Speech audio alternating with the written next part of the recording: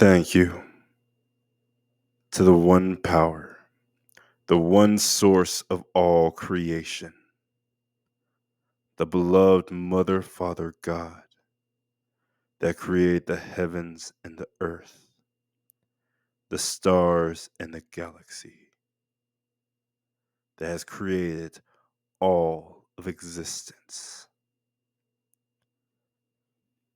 I recognize that I, as well as all my brothers and sisters having this human experience, to be the beloved children of God. Thank you, God. I know this message will reach those who need to hear it the most, who need the healing, who need the encouragement, who need to know that they're loved, that they're respected, that they have purpose. Thank you, God. Thank you for being with us during this hour, during this time, and during this life. Thank you for this world of abundance and the gifts that you bring us each and every day. I now release this prayer into that of the universal law. I joyously let go. Thank you, God. Thank you, spirits. And thank you, angels. And so it is. Hello, and welcome back to another exciting episode of the Warrior of Light podcast. I'm your host, White Wolf, and today's episode, Healing of the Brotherhood. All right, welcome back, everybody, to another exciting episode. So, this episode really goes out to my brothers. Not to exclude you, my sisters, but me being a man, it's easier to get this message out directly to my bros, my brothers. We gotta talk about, y'all heard White Wolf say this before. We are in the middle of a giant spiritual war. The good versus evil. And we have to start understanding things on a next level in terms of energy, frequency, and vibration. Because right now, the terms good and evil, we have them in the subjective, opinionated type of concept, where the energy that you are vibrating at and producing, that matters. And so we are really able to classify things. When we talk about good versus evil, it's more of, are we opening ourselves up to the limitless possibilities that are all around us? Or are we closing ourselves down to be controlled and ruled? So today, we're going to talk about healing. Well, what is healing? Healing is the process of expanding ourselves, expanding our energy in order to gain a greater understanding of ourselves, of the world, of God. It's starting to see past the illusions that this plane of reality creates. Because on this plane, we have to have certain types of concepts. There are certain types of constructs in place. But when we're able to start looking past this, by healing ourselves, by opening up our energy centers, our energy networks, our body, our mind, our emotions, and our life force, we are able to start experiencing this world in a whole new ballpark. It's not even the same. Like, guys, we have to open up our energy. We have to expand. We have to heal, because our current concept of what this life is nowhere near the realities of our true potential that we hold. So, by healing ourselves, by healing our bodies, we make it strong, firm. We take care of our organs. We make sure that our organs are functioning properly, that our body is functioning properly. And then we're learning how to not only have it function properly, but to use the energy within our body, our organs, our muscles, our tendons in a whole different manner that is so next level. We have to talk about that when we start reaching level 3. All right. Same thing with our mind.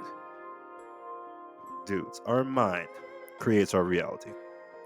Our mind is one of the most important tools and most incredible tools that we possess. The power of mental transmutation is so extraordinary because our thoughts are energy. Images in our mind is energy.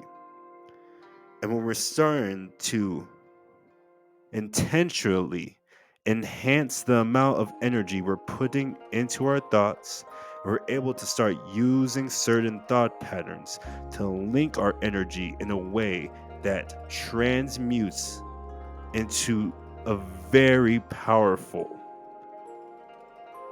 extension of ourselves. It's so next level that for us to understand, we have to start working through it. Most of the concepts that we talk about, most of the concepts to reaching that higher level of human potential requires a lot more of just experiencing it. Because if we just talk about it and we just talk and talk and talk, we get to this place now where we see that people don't believe or understand the real possibilities that we hold. In fact, right now we're on such a downward spiral because of the ideologies and the programming that we have to lead by example and actually show what is happening when we are using mental transmutation. Our emotions are clear signs and indicators for us. They're there to guide us. They're there to enhance us. There is so many different aspects that our emotions do for us that we have to be real because our emotions matter and our thoughts matter and our body matters. When we're talking about healing, let's talk about ancestral healing. Let's talk about generational curses for a sec. When we do things like sin, definition of sin, anything that causes you negative emotions, negative feelings, negative thoughts, negative types of lower vibrational frequencies. When we are sinning and we create a lifestyle around sinning, this affects our family, it affects our kids. It affects our kids in such a huge, drastic way that even though we can do our very best, if we are full of toxicness, if we're full of negative energy, if we are living in a lower vibrational state, the amount of damage that we are causing to those around us, we won't understand what we're doing. We will be pushing people away. We will be destroying the foundational network that holds everything together. When we start committing ourselves to sin and spreading ill will and violence, well, that's what we're going to get in return. Then we have a society and a world of ill will, violence, and destruction. And as we can look around, we're seeing this play out in real time because of how we are behaving, how we are treating ourselves, how we are treating each other. And so we really got to get to a place where we work on these aspects of ourselves. This is why healing is so important. Because for us to shift things in this exterior world, everything first starts from within. We have to start with our mental state first, because our mind is going to control our emotions. Now, here's a little caveat: a strong body helps with a strong mind. They are all interconnected. We cannot be separating ourselves in these types of matters. Yes, we are not the body. Yes, we are not the mind. And yes, we are not the emotions. We are something so much deeper. But while we are operating on this plane, all of these factors are intertwined amongst one another. And so if we are hurting in one of these areas, it affects the other areas. Pretty simple stuff. Alright, now that we've gone ahead and beat the dead horse that your body, mind, emotions all matter, let's go ahead and get into a little bit of philosophy. Let us discuss the 4 ways on how to defeat your enemy. Once upon a time, there was a group of noblemen sitting in an old-timey Chinese tea house. Now, the head of these noblemen was a very famous merchant. His name is Zazu. Now, Zazu and his associates are sitting around this table and they're drinking tea. And Zazu asks his associates, "How can we defeat the king?" His first associate goes, "Let us poison his food. Before he knows it, he'll drop dead before us." Zazu, intrigued by this idea, gives a slight head nod of approval. The second associate says, "Let us spread rumors and ruin his reputation amongst the people. Before he knows it, all will have turned against him." Zazu, looking at his associate, gives a great head nod of approval. The third associate says, "Let us go to his closest allies and manipulate them to conquering the king for us. Betrayal from his closest followers will lead us to pure victory." Zazu, also liking this idea, looks at his third associate and gives him a great nod of approval. Now, in the back of the tea house sat a wise man. This wise man overheard their conversation, decided to get up and walk over to Zazu and his associates. "My good sirs, I could not help but overhear your conversation. It looks like y'all could use a little assistance on how to defeat your enemy." Zazu looks up at the wise man and says, "Not just any enemy, the king. We plan on taking all for ourselves. And if you got something to say about it, I dare you to try right here, right now." The wise man, feeling the hostilities coming from Zazu and his associates, reassures them, "Please, gentlemen, I am just a humble wise man who has come to try to give you some advice. Let me explain to you the 4 ways on how to defeat your enemy."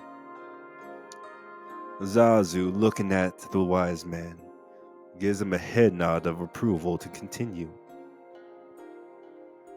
"Well, you see, my kind sirs, the first way to defeat your enemy is to physically kill him. However, if you fail to kill him, there is a great chance that he will grow stronger and come after you in the long run." The second way, how to defeat your enemy, is that you spread rumors with lies and manipulation amongst those who need him the most, to those who are his supporters. However, those lies and manipulation, if not done correctly, have a great chance of turning right back around on you and you facing the consequences instead.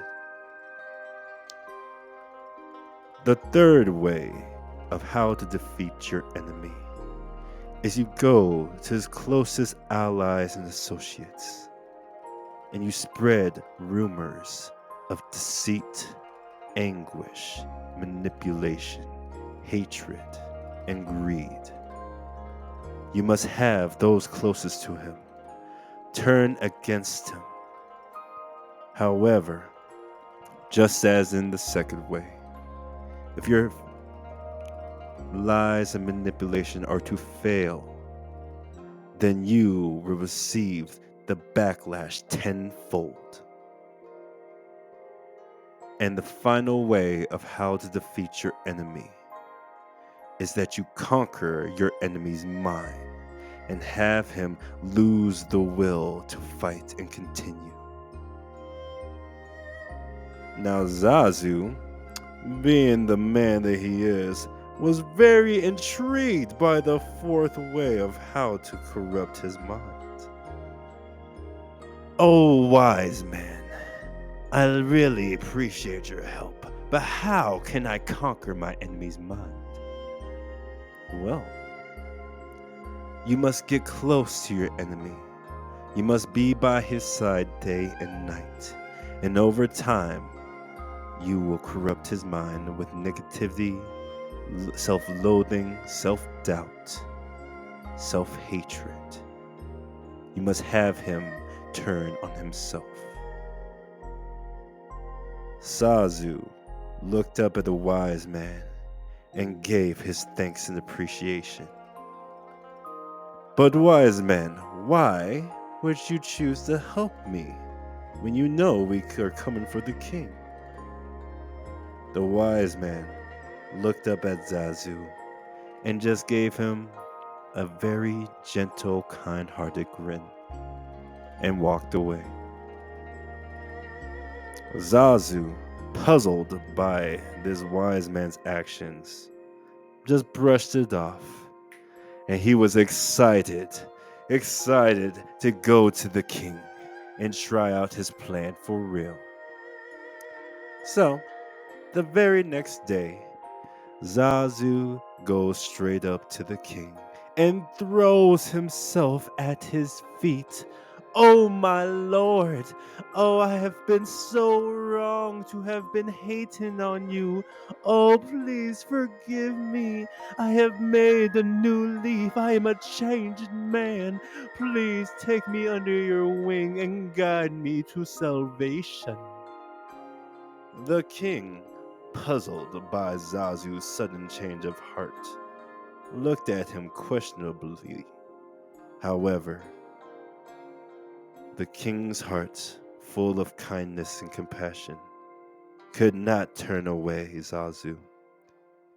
He knew that there was good inside of everybody, and so he took Zazu underneath his wing, and he told him to follow him day and night.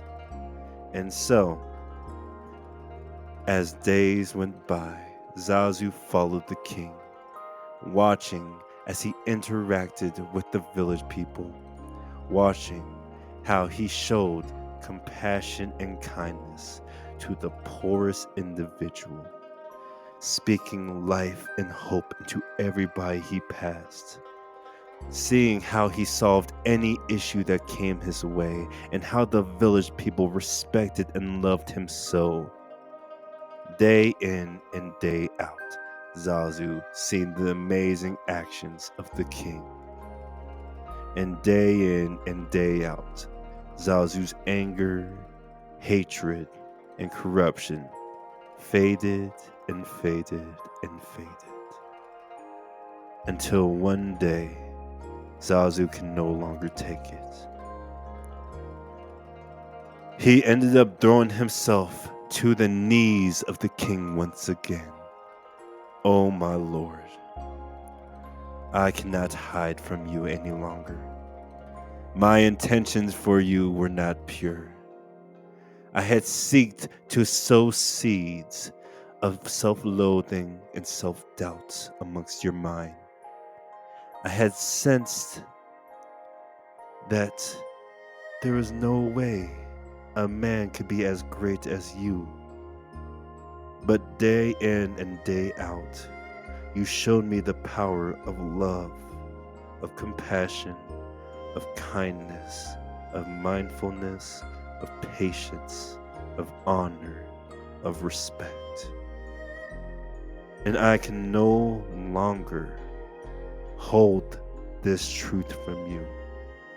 I can no longer try to tear you down. I ask for your forgiveness, and I ask to be a real student of your teachings. The king looked at Zazu and gave him one of the biggest, warmest smiles that Zazu had ever seen.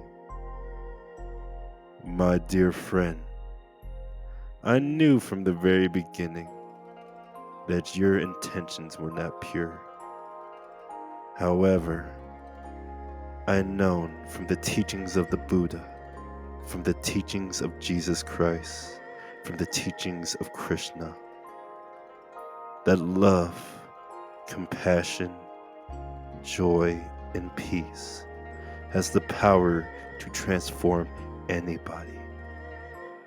And I'm glad that now you realize that that love lives in you. And from that day on, the merchant Zazu became the sage Zazu, spreading the teachings of the king, the teachings of the Buddha, the teachings of Jesus Christ, the teachings of Krishna, of love, compassion, wisdom, patience, and faith. And so, we end our story here. When trying to defeat your enemy, understand that whatever attempt you make, whether to physically harm him or her, whether to tear down their reputation, whether to tear down their closest allies, or whether trying to conquer their mind, love and compassion has the power to transmute any weapon into that of love. And so,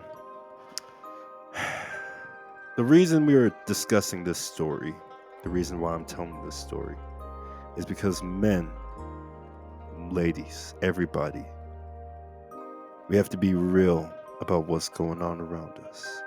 We have to be real on how to protect yourself. Because at any point, if we choose to give up our power, if we choose to walk the path of sin, of darkness, then there is no way to protect ourselves from our enemy. But with love, compassion, wisdom, values, real values, the type of values that give you the direction, the character to walk this plane and to make it beautiful, there is nothing that can stop you. All right.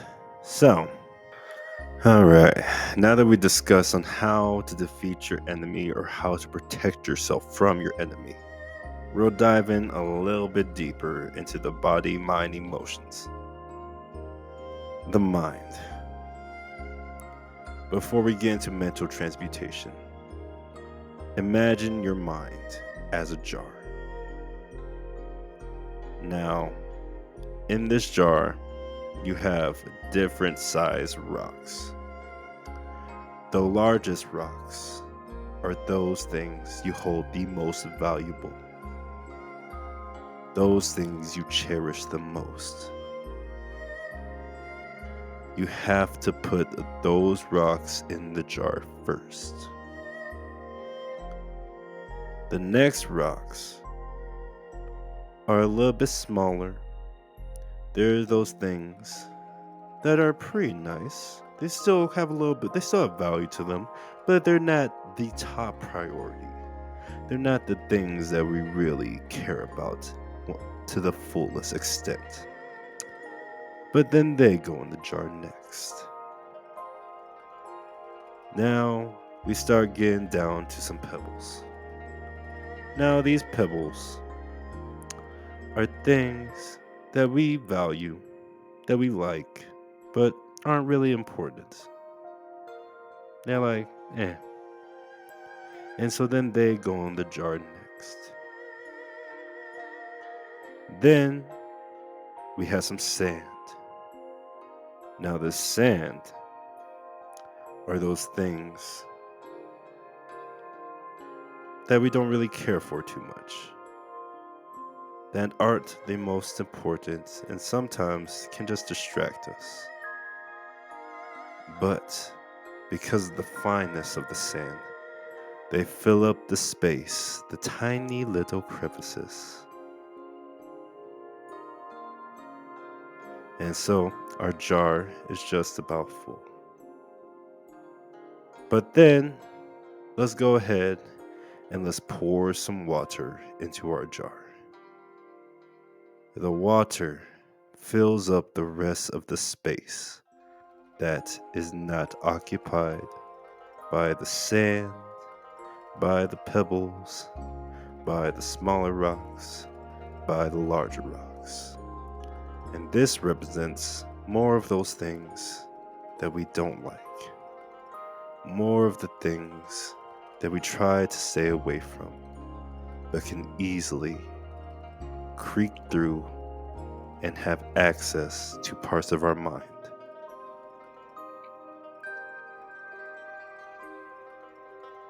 The thing is, once our jar is full,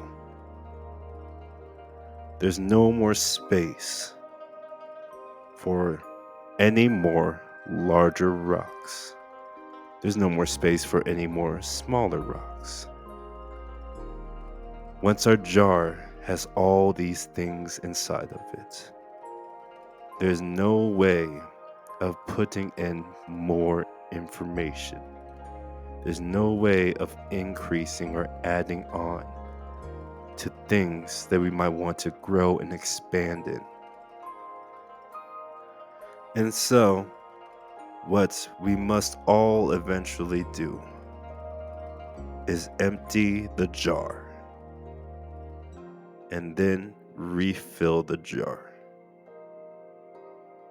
Now, when we empty the jar and we're choosing what to refill the jar with, if we fill it with sand and water first, there will be no space for our rocks.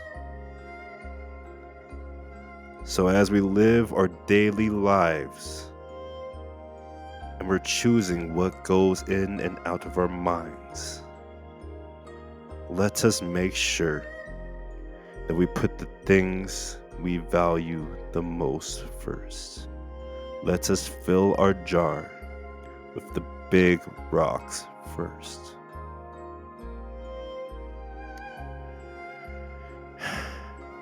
Now that being said, let us talk a little bit more about mental transmutation. Actually, before we get into the discussion of mental transmutation, first we gotta talk a little bit about the mind in terms of attachment. Once upon a time, there were two monks walking down a stone pathway. As these monks walked, up ahead they could see a very beautiful woman. Now, because of these monks' background, they had made the choice to not touch, to not talk to not interact with any woman. As these two monks approached the woman, they could see that she is stuck, that the path ahead has become overflown with water. The younger of the two monks hesitates, and he starts doing mental gymnastics in his mind on what to do. The older brother instantly picks up the woman and carries her across the overflown path. He sets her down on the other side. She gives him her thanks, and she continues on her way. The two brothers then continue their journey. As the brothers are walking, the younger brother is filled with confusion, anguish, disgust, and a little bit of hatred. As the sun starts to set and the moon rises high in the sky, the younger brother cannot contain it any longer. He approaches his older brother and he asks him, "Brother, why did you help the woman today? Why did you touch her? Why did you carry her across the water? Have you no shame? Have you no dedication to our vows?"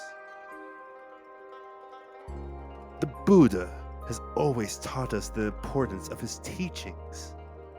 What do you have to say for yourself, brother? The older brother looks at his younger brother with compassion and love. And he says to his brother, "Brother, the Buddha has always taught us the power of compassion, of love, of selfless service, whether it be man, woman, or child. Now, when I picked up the woman, I had dropped her off back over by the overflown water. However, you, brother, are still carrying the woman in your mind. You're allowing your feelings to build, to turn to anguish and disgust. The Buddha has always taught us the power of love. And that is what we spread no matter what." And so, the younger brother then looks at his brother in complete awe, realizing that he's let the woman build up feelings of disgust over his older brother, that he's allowed himself to become confused by his own vows and belief system, when it is true that the Buddha has always preached and taught the power of love, of compassion under any circumstance. The younger brother then goes and retreats to deep meditation for contemplation. The moral of this story is that even though we might set things back down, it's easy for us to carry things in our mind. It's easy to sometimes become confused by our own limiting beliefs. It does not matter, be it man, woman, or child. We are all equal, born under the same sun. However, the power of love and compassion is owed to all. So, as we move forward and we go about our daily lives, sometimes we have some scars from the past. Sometimes we have a lot of hurt feelings that we're still carrying around with us in our mind. But we have to remember that the events of the past happened in the past, and it's okay for it to stay in the past. And so, that concludes our story with the two monks and the beautiful young lady. So, now towards mental transmutation. But before we get there, we must first discuss value. Once upon a time, there was a young monk who went and visited a Zen master. Master, what is the greatest value in my life? The Zen master looked at the young monk and told him to go to the garden and to grab a stone. Tomorrow, you are to take this stone down to the marketplace, hold up 2 fingers, and not say a word. If someone tries to bargain with you, do not sell the stone, but bring it back here, and I will tell you what is the greatest value in your life. So, the next day, the young monk heads on down to the marketplace with the stone. He holds up his 2 fingers, and he waits patiently. Before he knows it, a young, beautiful, intelligent, respectful housewife comes up to the young monk, and she asks, "How much for the stone?" The monk holds up the 2 fingers. She goes, $2? Ooh, the monk, not saying a word, shakes his head and holds up his 2 fingers. $20? Well, I can use this stone to mash vegetables, I assume. And so the monk thinks to himself, I cannot believe this person is willing to spend $20 on a stone when we have so many stones in our garden. As the sun starts to set, the young monk goes back to the Zen master. Master, you won't believe it. Somebody was willing to pay $20 for this useless stone. The Zen master looks up at the young monk. Okay, tomorrow I want you to take this stone down to the museum. I want you to hold up 2 fingers and not say a word. If someone tries to bargain with you, I want you to not sell the stone, but to bring it back here, and I will tell you what is the greatest value in your life. And so, the next day, the young monk goes down to the museum, and he stands there and he holds up his 2 fingers. Before he knows it, a large crowd of people surround him. People are in awe by this monk and his stone. They start shouting out, $2,000 for the stone! I want that stone! That stone is mine! The monk cannot believe his ears. Somebody is willing to pay $2,000 for this useless stone. As the sun starts to set, he goes back to his master. Master, you won't believe it. Somebody was willing to pay me $2,000 for this stone. Can you now tell me what is the greatest value in my life? The Zen master looks at the young monk and he tells him, all right, tomorrow I want you to take this stone down to the old antique shop. I want you to hold up 2 fingers and not say a word. If someone tries to bargain with you, I want you to not sell the stone, but to come back here. And then I will tell you what is the greatest value in your life. So, the next day, the young monk goes down to the old antique shop. And this time, a very large crowd surrounds the young monk, Oh, people are in awe and amazed by this beautiful stone. They're like, I must have the stone. $200,000 for the stone right now. I must have it. The monk is in complete disbelief that somebody would pay $200,000 for this useless stone. So the sun starts to set. He goes back to his Zen master and he tells him, Master, you will not believe somebody is willing to pay $200,000 for this useless stone. Can you now tell me what is the greatest value in my life? The Zen master looks at the young monk with compassion in his heart. My child, your life's value is like the stone. If you place yourself in a vegetable market, you're worth $20. If you place yourself in a museum, you're worth $2,000.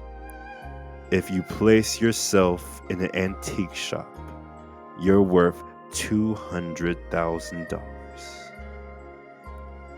Different platforms and positions bring different values to your life.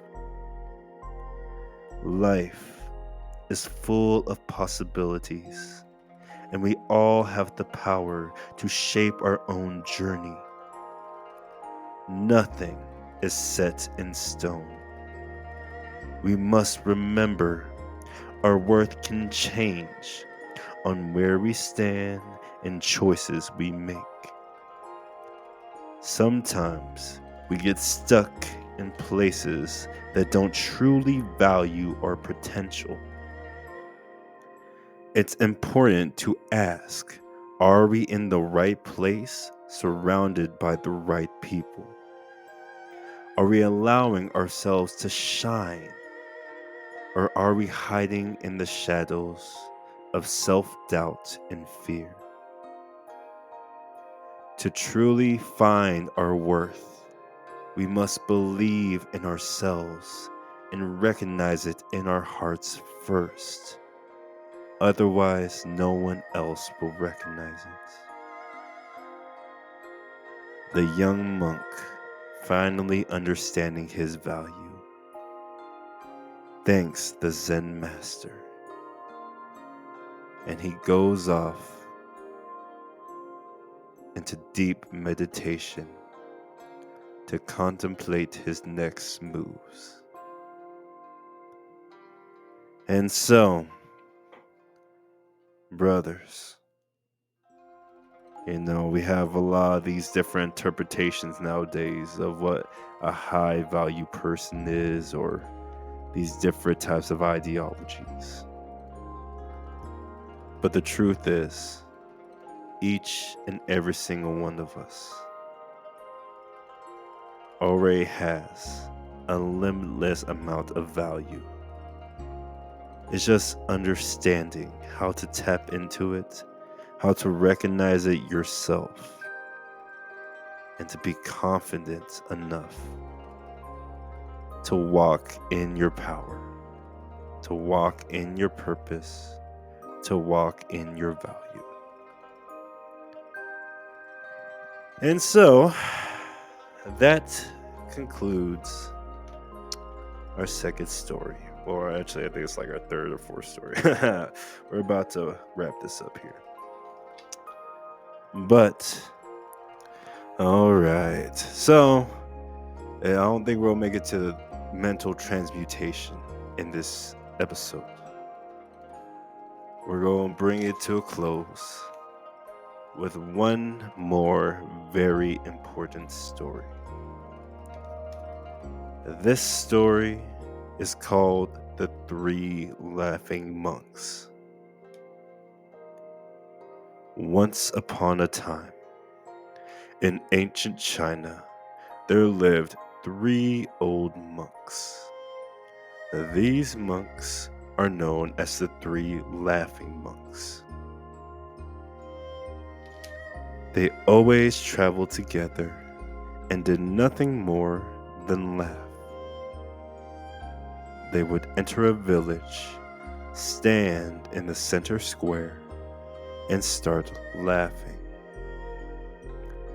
Slowly but surely, the people conducting business and on their way passing by would begin to laugh too.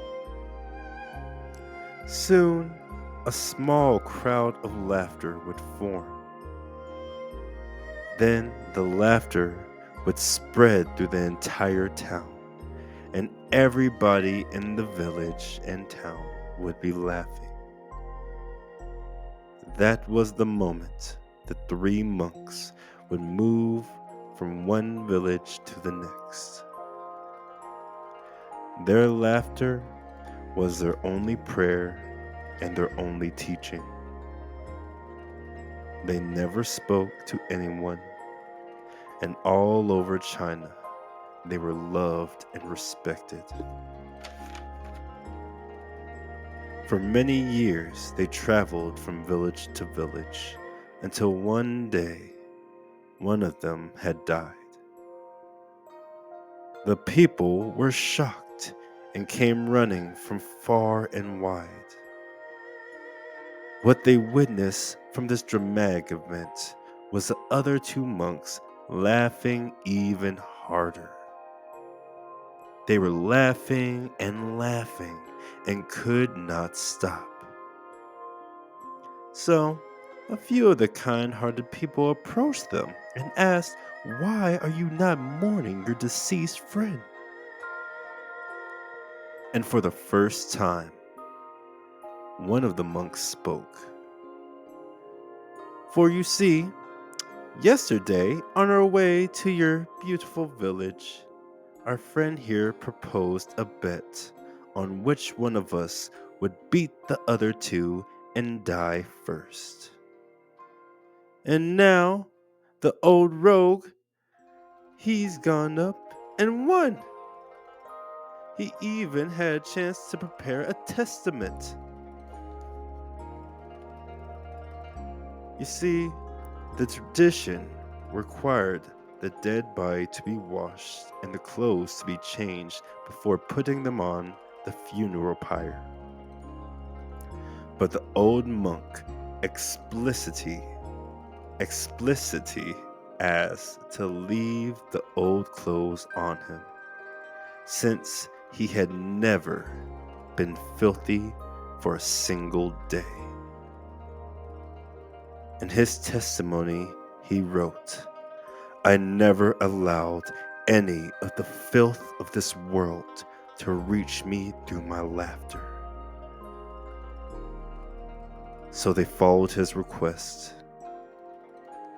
And as the fire was lit, suddenly fireworks of all shapes and all colors rose high in the sky, covering every inch of the sky.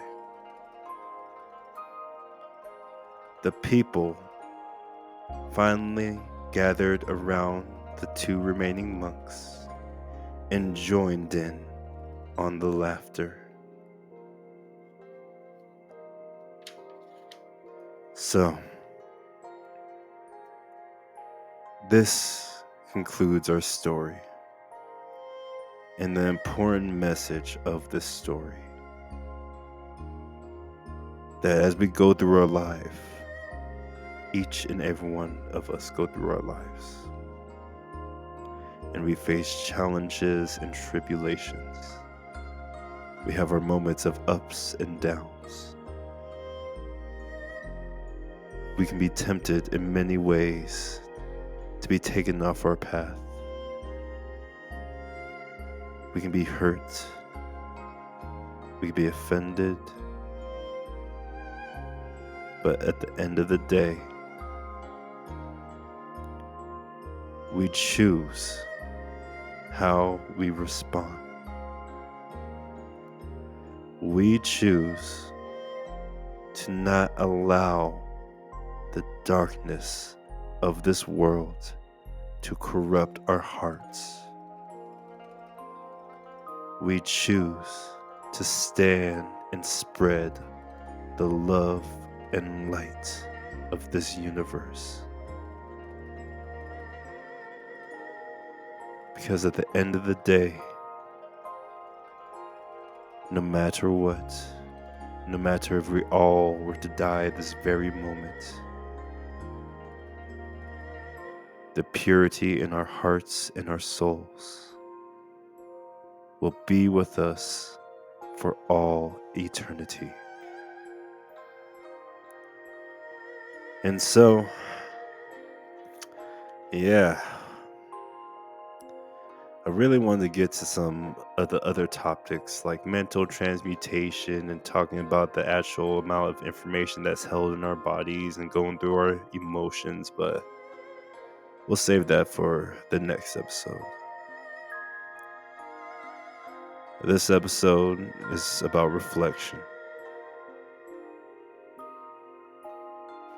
Here's the thing. We are at a pivotal moment in human history. A very incredible and amazing moment. Knowledge not applied is completely useless. Knowledge applied is power, and power corrupts absolutely. When we empower an individual with the wrong type of identity, a concept of separation that is merely an illusion, we end up with issues we see in history, like the Holocaust, like much suffering. And so, we need to develop wisdom. For wisdom is knowledge applied that helps everybody involved, that helps ourselves, that helps the world. Wisdom is a key that unlocks the human potential in a way that saves the world. And so, my brothers, I know it's been hard. I know the things you've been told. I've known the ideologies that's been placed on us.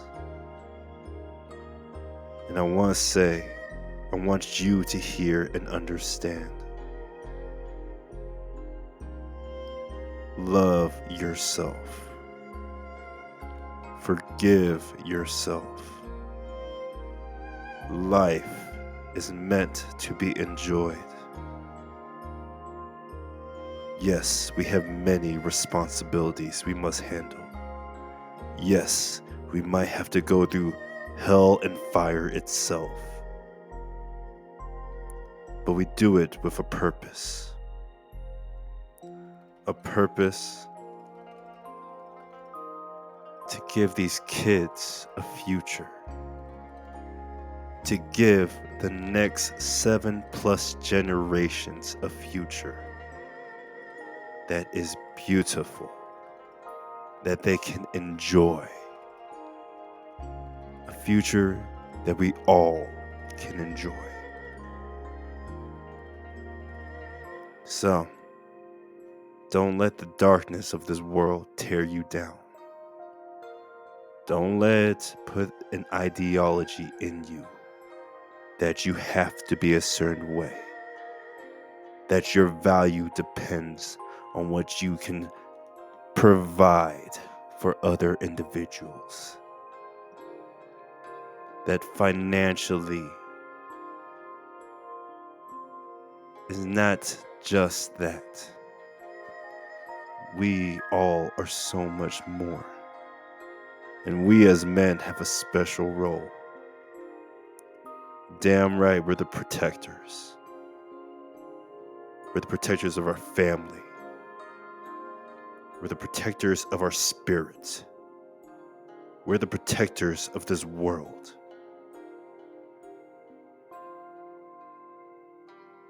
And as we see corruption trying to run amok, no weapon formed against us shall prosper. For when we walk with God, when we walk with love, with compassion, with wisdom, with honor, with respect, with integrity, with a type of will that moves hell and high water for the betterment of everybody.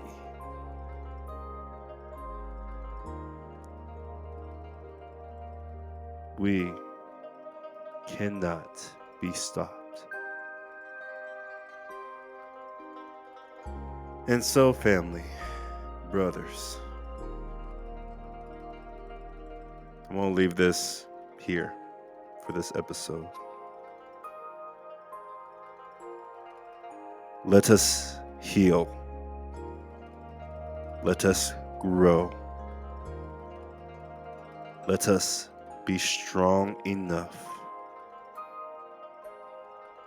to not let the filth of this world damper our spirits. And until the next exciting episode of the Warrior of Light podcast,